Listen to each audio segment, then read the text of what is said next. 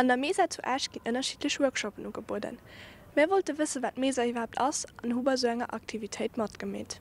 An der Rue du Moulin zu Asch befindet sich Mesa, was unter anderem ein kleines Geschäft ist. Was noch alles hinter ihrem Konzept steht, wird Jasmin uns erklärt.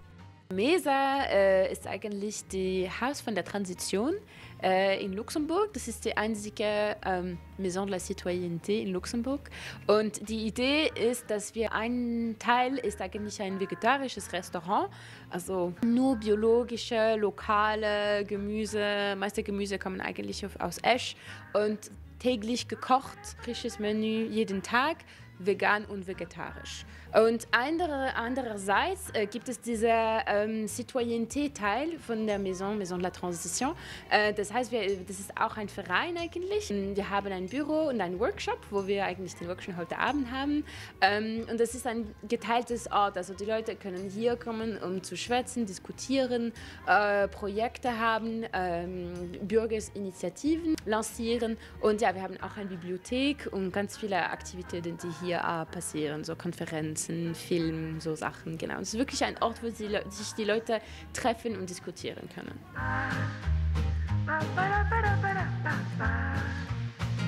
Neben dem stellen sie auch Projekte auf den Abend also dem speziellen Workshop gegangen. Heute geht es um einen Zero Waste Workshop und es geht um selbst Binden machen, also für Frauen, weil es ist wirklich, also die Plastikbinden, die man im Commerce findet, die sind zuerst nicht das Beste gesundheitlich.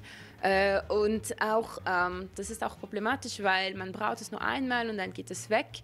Und das heißt, es ist eine riesige Verschwendung und Pollution. Und ja, es heißt, jede Frau und Fräulein wird in ihrem Leben Tausende von Binden oder Tampons oder so brauchen. Und das heißt, hier kann man wirklich lernen, das selber zu machen. Es gibt Produkte, die bio sind, die man benutzen kann. Und es ist eigentlich ziemlich einfach. Und wenn man hat, das kann man sicher 5 Jahre mindestens brauchen. Man braucht 5, 6, man wird es einfach tauschen dazwischen. Und ja, das ist auch sicherer für die Gesundheit.